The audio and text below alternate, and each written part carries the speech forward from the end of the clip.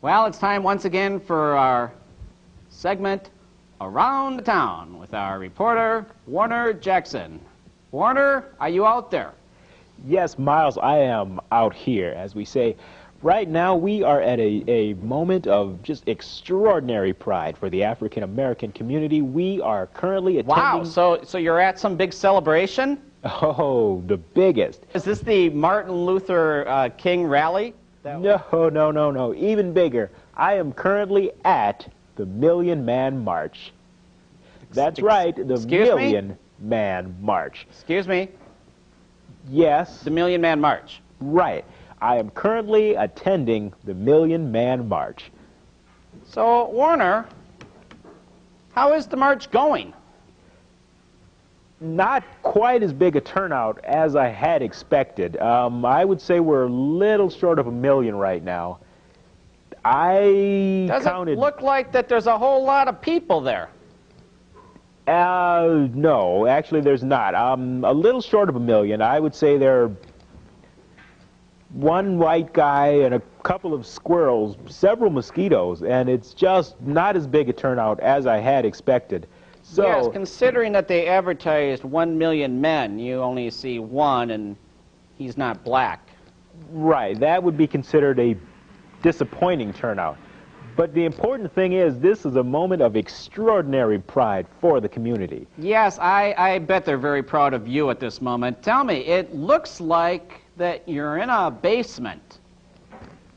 It does, in fact, look like I'm in a basement, and I have... And you probably think the rally was being held maybe like upstairs in the main convention center. Right, that's correct. So I'll just go up here. Well, no, see, that's not necessary. You don't have to go because, see, the march, well, that was about 1.5 years ago, Warner. Ouch. Yeah, they, brothers didn't really give their invite to you in time, it doesn't look like, huh? Well, that was a tremendous shock because I've received several death threats from the community, but I have, in fact, received what might have Okay, so that was our own Warner Jackson around the town. September 1944. War had now raged around the world for 5 long years, but the tide was turning. In the Pacific, Allied troops were finally pushing back the Japanese Imperial Army island by island. It would take another year of hard, costly fighting. Time to contemplate Pearl Harbor, Bataan, death marches. It was the inspired leadership of General Douglas MacArthur who saw to it that the sun would soon set on the Japanese Empire. In Europe, the success of D-Day had brought high morale and new hope for the end of the war by Christmas. A program of around-the-clock bombing of vital German installations was instigated using the combined powers of the British RAF and the U.S. Air Force under the command of General Jimmy Doolittle. The 8th Air Force wreaked havoc on the landscape of the Wehrmacht. But battles were not won by air power alone. Ground infantry troops provided the main push through France into Germany. Eisenhower relied on 3 main forces: Montgomery's 2nd Army, Bradley's 12th Army, and newly formed 3rd Army under the brilliant erratic genius General George Patton. And his main motto of warfare was tanks. Patton loved tanks. I was in the tank corps, and he believed that a swift-moving ground force should be heavily reinforced with armor. He wasn't a real jokester, but when we came out of a heavily fought battle, he'd always say, "Tanks a lot." And that really cracked us up. The business of war can bring out the best in some men. The Flying Tigers, Merrill's Marauders, and the Screaming Eagles of the 101st Airborne were just a few of the elite combat units that excelled in the face of war. Patton wanted his men to share in the glory also, so all units were designated nicknames. Now, we were known by many names: Yellow Tankers, Lost Battalion, Screaming Mimi, but the name we were known by most was the Spineless Schmo. Our colonel was Colonel Billy Roosevelt. said that when he was young he was dropped on his head or something, but he was a cousin of the president, so somehow remotely related. But the guy couldn't find his way out of a paper bag. Units like the spineless schmoes were in the forefront of Patton's attempts to break out of the stalemate that developed in France. Supply lines from the Normandy beaches became stretched beyond endurance. Gasoline became a premium. German resistance stiffened along the Maginot Line, separating France from Germany. Territory had to be taken city to city. Street fighting became the norm. Patton pulled out all the stops in the taking of the Ardennes. We got lost. We missed the entire Battle of the Bulge because we took a wrong left turn. Now, Billy wasn't a very good map reader, so we missed it. But because he was the president's nephew or something, old Ikey just roll his eyes, congratulate Billy, and give him another medal. As the war turned into its last year, Colonel Roosevelt was fast becoming one of the most highly decorated men of Patton's army. After the breakout into Germany, all forces converged toward Berlin. Obsessed with being first into the city and to beat his dreaded rival Montgomery, Patton put his best man, Colonel Roosevelt, to lead the attack.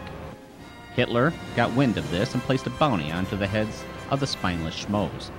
His best man, Field Marshal Model, was given the order.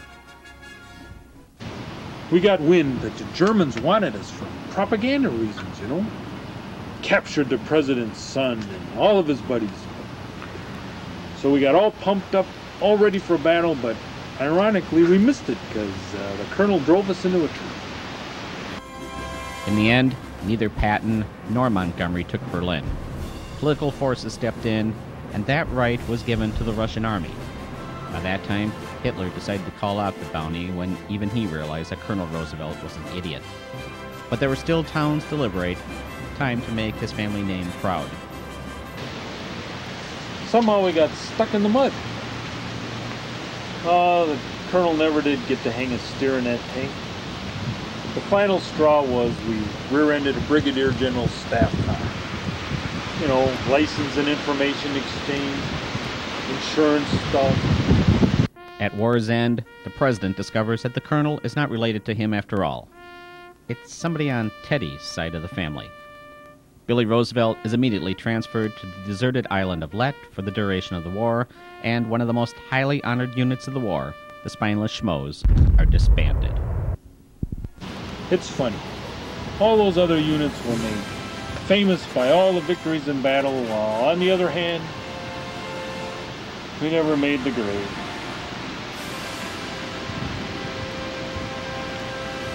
Never made.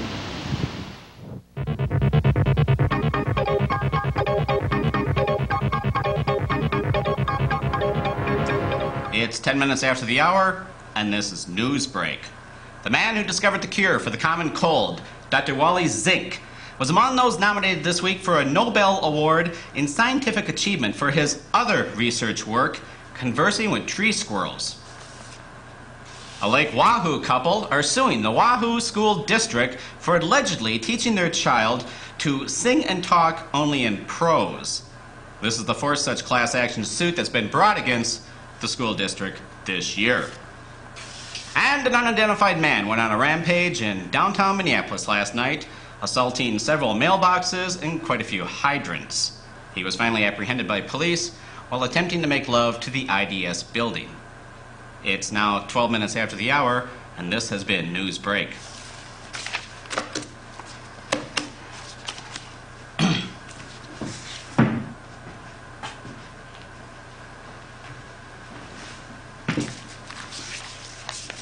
In the Middle East, tensions are once again high as Iraqi strongman Saddam Hussein has recommenced his persecution of the Kurds in northern Iraq.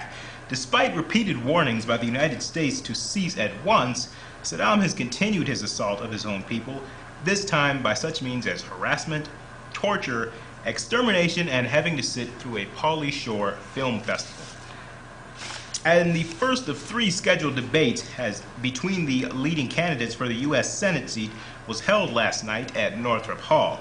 After a productive start, it quickly degenerated into a nasty, name-calling affair, which resulted into hair pulling, eye gouging, and finally the TPing of each candidate's home. It was mandated that there will be no follow-up debates. It's now 14 minutes after the hour, and this has been Newsbreak.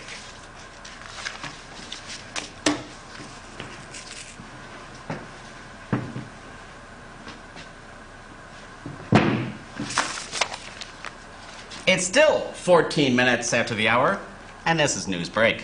City fathers have disclosed plans for the latest downtown development proposal. During a lavish press reception at the mayor's office, the architectural firm of Sis, Boom and Ba unveiled plans that include buildings no taller than 12 inches high, mushroom fields, and a winding road made entirely of yellow bricks. With the additional name change to Munchkin Land, one city council member was quoted as saying, "This'll bring them downtown." A series of unconfirmed sightings around town have convinced some Twin Cities residents that they have seen God hitchhiking on Highway 10. When asked to clarify why they believed it was God, they all responded by saying, "He wore very nice shoes." It's now 16 minutes after the hour, and this was Newsbreak.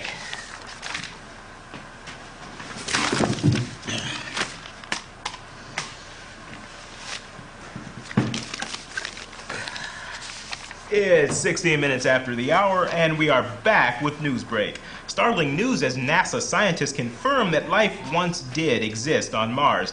But after further examination, it was revealed that without fast food restaurants and cable TV, it wasn't much of a life.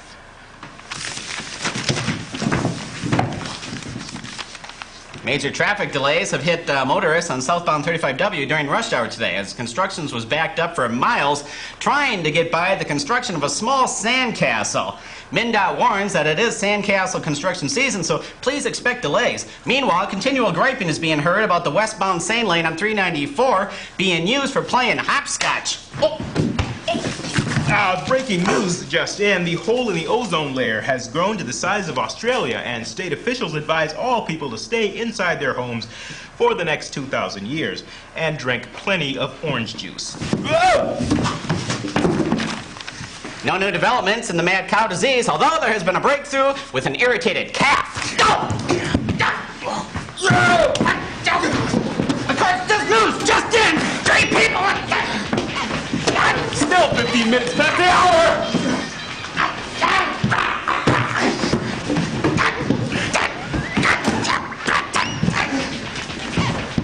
And now we take a break.